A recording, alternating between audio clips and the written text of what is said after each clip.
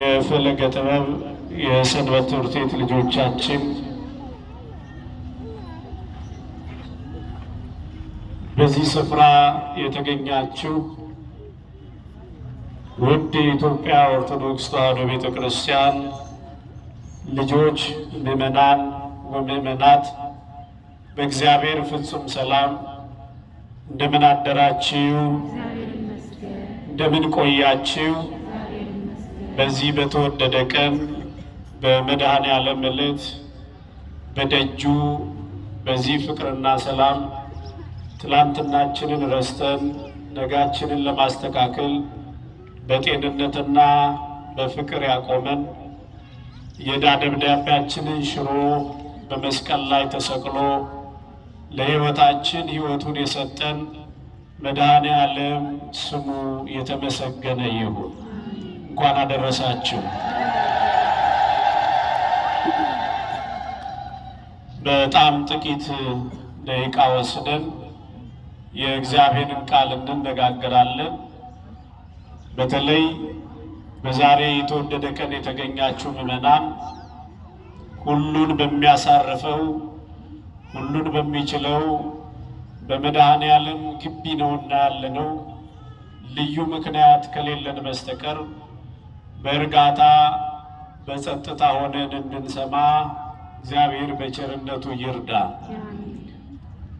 ለዛሬ በዚሁ በቅዱስ ማርቆስ ወንጌል ምዕራፍ 16 ቁጥር 6 ላይ የተመዘገበውን አምላካዊ ቃል እናነሳለን።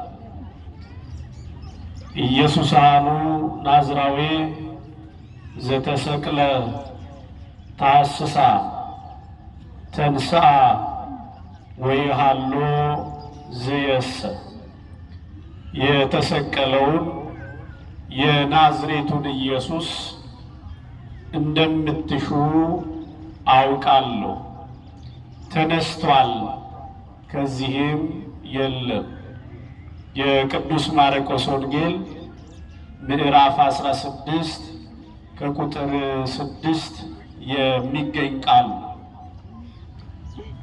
ይህን ቃል የተናገሩት በክርስቶስ ትንሣኤ በመቃብሩ ላይ ተገጥሞ የነበረውን ድንጋይ አንከባለው በላዩ ላይ ተቀምጠው በፍርሃት በጭንቀት በመቃብሩ ላይ ያለውን ድንጋይ ማን ያንከባልልናል እያሉ በሌሊት ወደ ክርስቶስ መቃብር ለመጡ ሴቶች መላእክቱ የተናገሩት የእግዚአብሔር ቃሉ የተነገረላቸው ገና ጨለማ ሳለ በማለዳ ለክርስቶስ ካላቸው ፍቅር የተነሳ ከቃሉ ትምህርት ከእጁ ተአምራት ብዙ የተቀበሉ በራባቸው ጊዜ የበሉ በጠማቸው ጊዜ የጠጡ ከኃጢአታቸው ያዳናቸው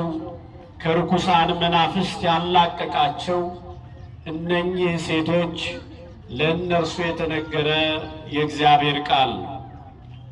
በጣም ባጭሩ ዛሬ ባነሳነው በዚህ ቅዱስ ወንጌል ላይ በክርስቶስ ትንሣኤ ውስጥ የሚገለጡ የሚነሱ ሁኔታዎችን በሕይወታችን ተርጉመን ለማየት እንሞክራለን። መድኃኔዓለም በቸርነቱ ከሁላችን ጋር ይሁን። ያለንበት ጊዜ የክርስቶስ ትንሣኤ የሚታሰብበት የሚነገርበት ጊዜ ነው። ስለዚህ በዚህ አባቶቻችን በተለይ የ50ው ቀን የፍቅር ሰላምታችን ትላንትና አገልግሎታችንን ስንጀምር ከማይነገሩ በዚህ በዘመነ ትንሣኤ በክርስቶስ ሞትና ትንሣኤ ግን ሁልጊዜ የሰላምታ መለዋወጫ የጸሎታችን መጨረሻ አድርገን የምንናገረው የእግዚአብሔር ቃል አለ። እርሱም ክርስቶስ ተንሥአ እሙታን የሚል ነው። ይህን ቃል ትንሣኤውን በሕይወታችን ትንሣኤ እንድናውጅ አንድ ጊዜ ተናግረን ወደ ፍሬ ሐሳቡ እንሄዳለን። ክርስቶስ ተንሥአ እሙታን፣ ሁላችሁ መልሱ። ክርስቶስ ተንሥአ እሙታን አሰሮ ለሰይጣን ሰላም ኮነ። ይህን ፍስሐና ሰላም የሰጠን መድኃኔ ዓለም ስሙ የተመሰገነ ይሁን። ከፍ አድርጋችሁ አክብሩት። እንግዲህ ክርስቶስ በተለይ የስቅለቱን ጉዳይ በስቅለቱ ዘመን በሕማማቱ ዘመን በብዙ ሊቃውንት በብዙ ትርጉም እያየን ስለቆየን ክርስቶስን ከሰቀሉት በኋላ 11 ሰዓት ሲሆን ዮሴፍና ኒቆዲሞስ ሥጋውን ገንዘው በአዲስ መቃብር ለማሳረፍ እንደመጡ ይነግረናል። በዚህ ላይ ክርስቶስ ለምን በአዲስ መቃብር ተቀበረ የሚለውን እውነት እናነሳለን። ቅዱሳት መጻሕፍት እንደሚያስረዱት በተለይ በብሉይ ኪዳን አይሁድ በአባቶቻቸው መቃብር መቀበር ልማድ ነበራቸው። በዚህም የተነሳ ነቢያቱ በተቀበሩት ስፍራ አጽማቸው ሲነካቸው የሞቱ ይነሱ ነበረ። ለዚህ ማሳያ ኤልሳ በተቀበረበት መቃብር ላይ የሞተ ሰው አመጥተው አጽሙን ከአጽሙ ጋር ቢያገናኙት ያ ሙት እንደተነሳ ይነግረናል።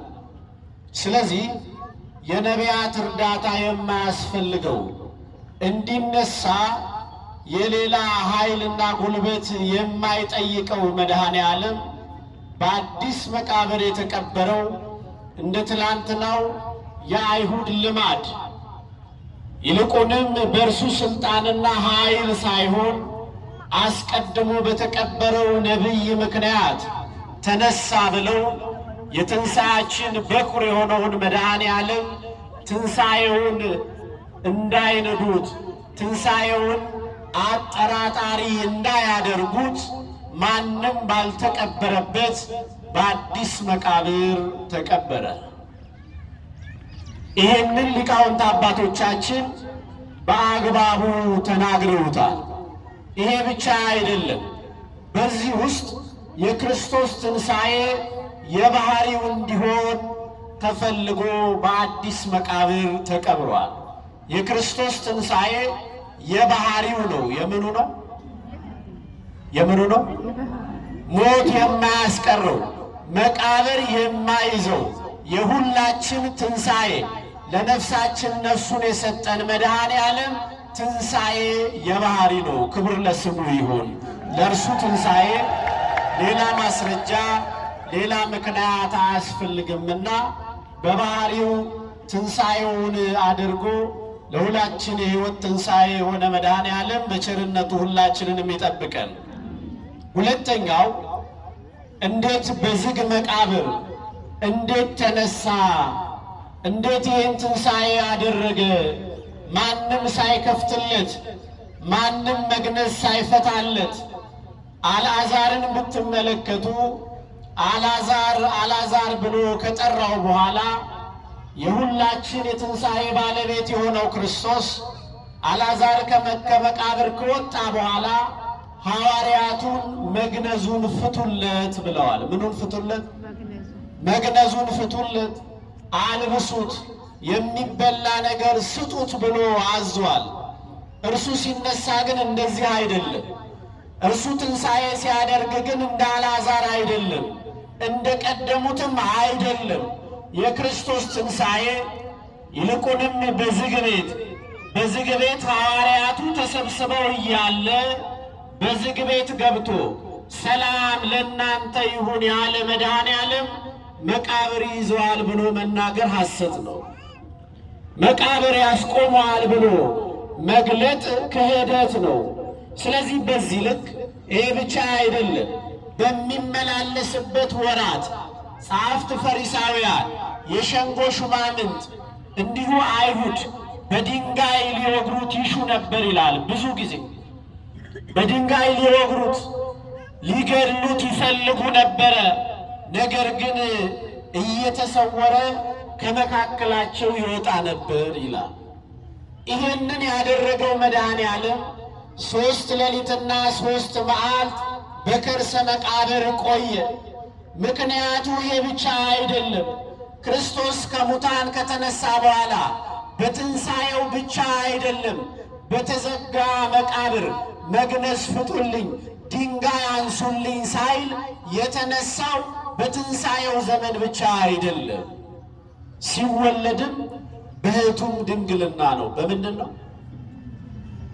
ከድንግል ማርያም ሲወለድ በትንቢተ ኢሳይያስ ምዕራፍ 7 ቁጥር 14 ላይ እንደተገለጠ እነሆ ድንግል ትጸንሳለች፣ በድንግልና መስክሩ እስቲ ምን ትላለች?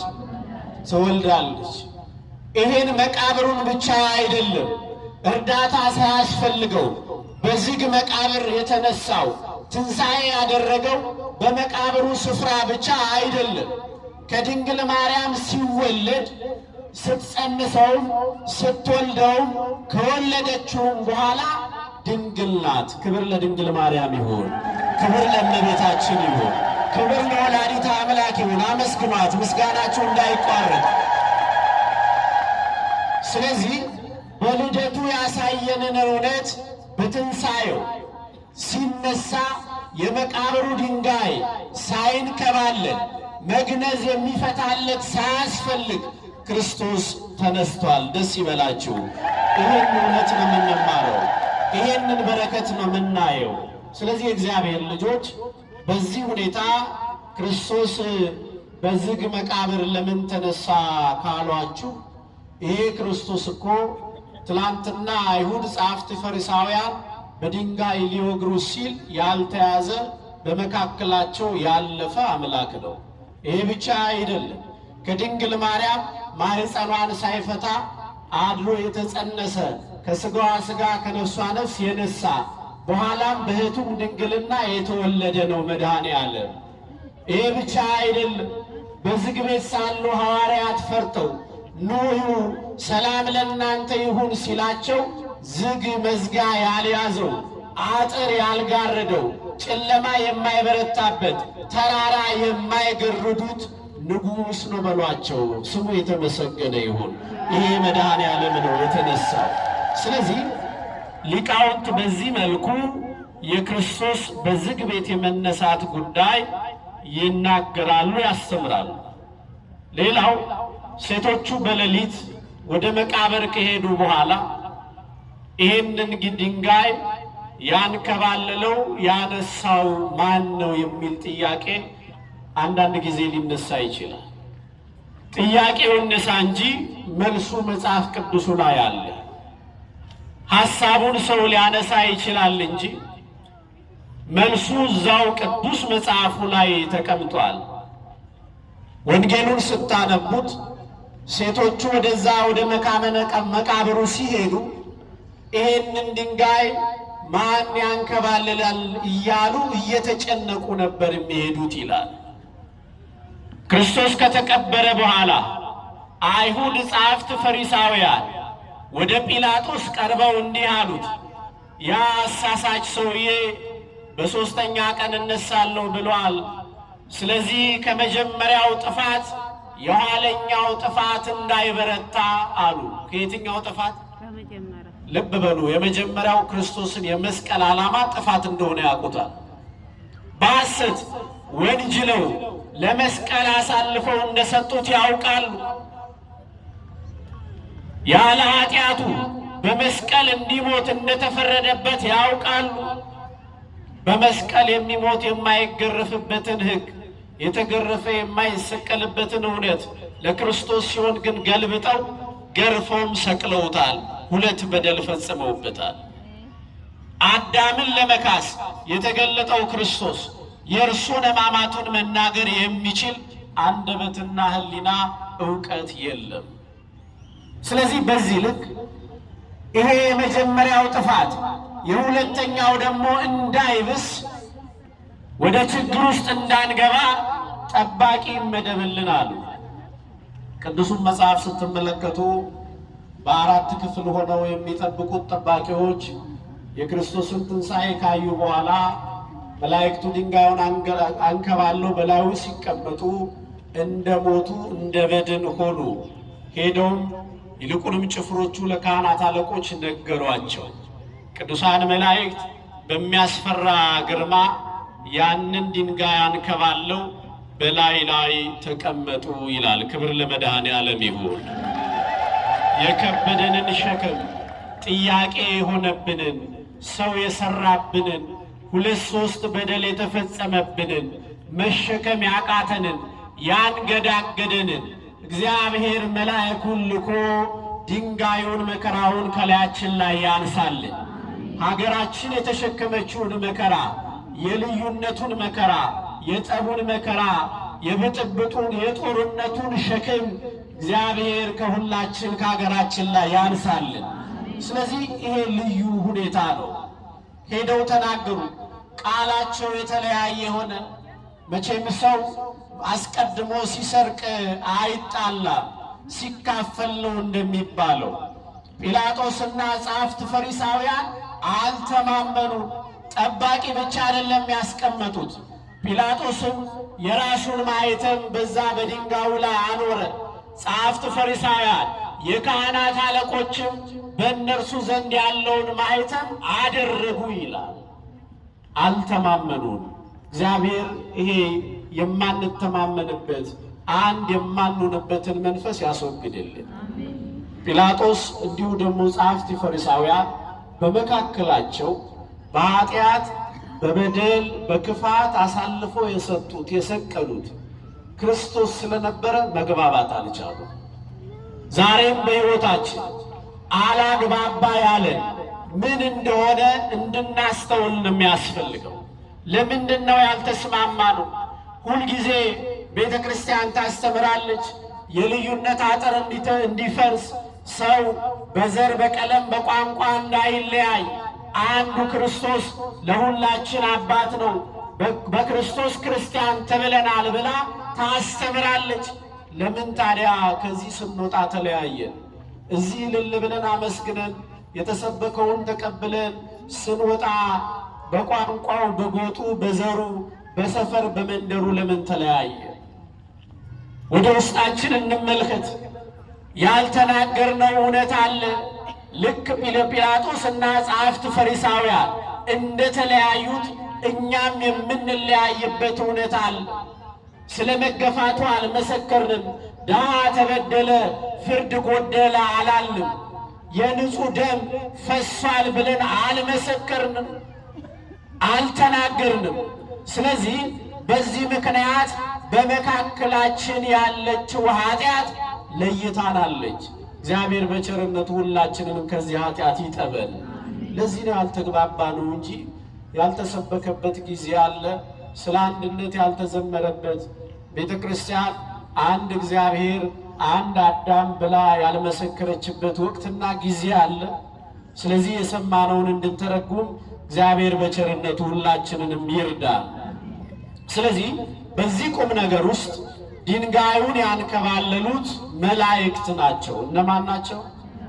እነማን ናቸው? ዛሬ እግዚአብሔር መልአኩን ልኮ እንዲህ አደረገ እንዲህ ሰራ ስትሏቸው ለመቀበል የሚቸግራቸው ሰዎች አሉ፣ የሚፈተኑ ሰዎች አሉ። አይደለም በብሉይ ኪዳን ሐሳብ በነቢያቱ ጸሎት፣ ይልቁንም በጊዜው በነበሩ በአበው በሕዝበ እስራኤል ላይ እግዚአብሔር መልአኩን ልኮ የሰራው ድንቅ ነገር ብቻ አይደለም።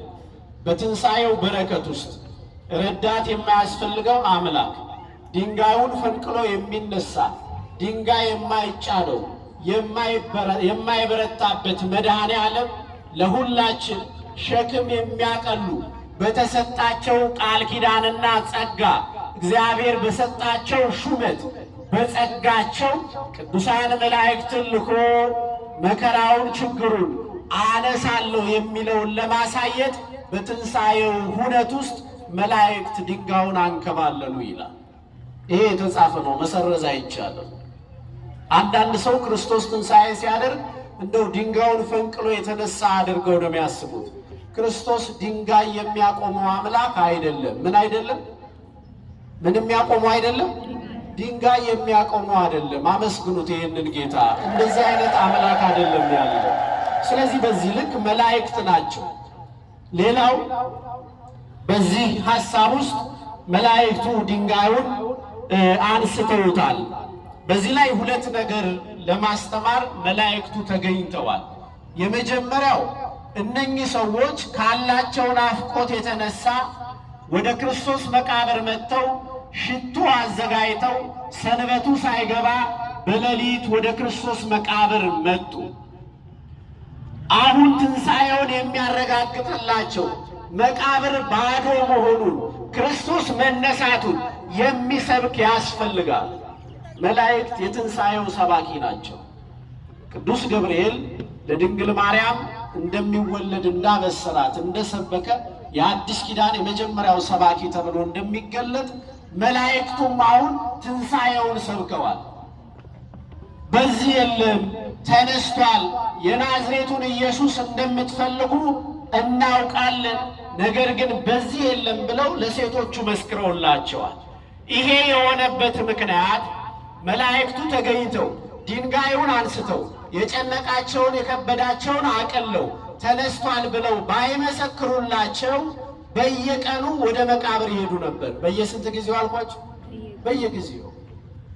ስለዚህ በየጊዜው ወደ መቃብር እንዳንሄድ ክርስቶስ ተነስቷል፣ ክብር ለስሙ ይሁን። በየቀኑ ወደ መቃብር እንዳንሄድ የሴቶቹን ማንነት ወደ ሕይወታችን እናምጣ። ክርስቶስ የተነሳው በየቀኑ ወደ መቃብር እንድንሄድ አይደለም። በየቀኑ ወደ ሞት እንድንሄድ አይደለም። በየቀኑ ወደ ኃጢአት እንድንሄድ አይደለም። ነፍሳችንን እንድናጣ አይደለም። ስለዚህ ሴቶቹ ዳግመኛ ወደ መቃብር ዳግመኛ ሞት ወዳለበት ስፍራ እንዳይመጡ መላእክቱ ነገሯቸው። እኛ ስንት ጊዜ ትንሣኤ አክብረን ይሆን? ወደ መቃብር ለመሄድ የፈጠነን ወደ መቃብርም የሄዱ ወደ ሞት የሄዱ ወደ ኃጢአት የሄዱ ብዙ ሰዎች የለም? የሄድን የለንም? ስለዚህ እግዚአብሔር ልጆች ይህን ትንሣኤ ስናስብ ቅዱሳን መላእክት ዳግመኛ ወደ መቃብርና ወደ ሞት እስትንፋስ ወደሚቆምበት ዓይን ወደሚከደንበት እግርና እጅ ወደማይሰራበት ወደዚህ ወደ ሞት ወደ ኃጢአት እንዳይሄዱ ለሴቶቹ ሰበኩላቸው። ስለዚህ ዳግመኛ ወደ መቃብር እንዳንጓዝ እግዚአብሔር በቸርነቱ ይርዳን። ሁለተኛው ትንሣኤውን እንዳይጠራጠሩ ነው። ምን እንዳይሉ ነው? ትንሣኤውን እንዳይጠራጠሩ አስረግጦ ለመናገር የክርስቶስ ትንሣኤ የሚያጠራጥር አለመሆኑን አስረግጠው ለመናገር መላእክቱ በዛ ተገኝተዋል። ምናልባት ሐዋርያት በወንጌል የጻፉልን ነቢያት በብሉይ ኪዳን በትንቢት መነጽርነት የተናገሩልን ብቻ አይደለም። ቅዱሳን መላእክት ያለምንም ጥርጣሬ የክርስቶስን ትንሣኤ የሕይወታችን ትንሣኤ አድርገን በኩር የሆነው መድኃኔ ዓለም ነገ ለምንነሳበት ለተስፋ ትንሣኤያችንና እውነት ለሆነው ትንሣኤ ምስክር እንዲሆን ከሁላችን አስቀድሞ የተነሳው መድኃኔ ዓለም ለሁላችን መነሳት ምሳሌ ምልክታችን ነው። ክብር ለስሙ ይሁን። ስለዚህ ዛሬ ምናልባት በሞት በሐዘን ምክንያት የሚኖሩ ሰዎች እከሌ ተለየኝ፣ እከሌ ሞተብኝ ብሎ የሚያለቅስ ነገ እኔ ሞታለሁ፣ አንደበት ይያዛል፣ ዓይን ይዘጋል፣ እጅና እግር ሁሉ ይታጠፋል ብሎ የሚያምን ካለ የትንሣኤያችን በኩር ትንሣኤ የሰጠን መድኃኔ ዓለም ተነስቷልና እንነሳለን። ክብር ለስሙ ይሁን። ይህንን እውነት ሁላችሁ እንድታውቁ ያስፈልጋልና ክርስቲያን እንደ ሰዱቃውያን በሞት ምክንያት እጅግ የሚያዝን ጸጉሩን የሚነጭ ፊቱን የሚቧጭር አይደለም። ትንሣኤያችን ክርስቶስ ስለተነሳ ሁላችን ትንሣኤ እናደርጋለን። እርሱ የትንሣኤያችን ተስፋ ነው። ትንሣኤ ዘጉባኤ ማረጋገጫ ነው። ይሄ ብቻ አይደለም። ለሁላችን የሰጠውን ይሄ ካሳ የሆነበትን የክርስቶስ ሥጋና ደም ከተቀበልን ትንሣኤ ዘለክብር የሚሰጠን ይልቁንም ቦታ ላዘጋጅላችሁ እሄዳለሁ ብሎ የተናገረው መድኃኔ ዓለም ስፍራ የሚሰጠን ነው። ክብር ለስሙ ይሁን። ስለዚህ ይህንን የእግዚአብሔር ቃል በዚህ መልኩ ነውና የሚታየው የተሰቀለውን የናዝሬቱን ኢየሱስ እንደምትሹ እናውቃለን።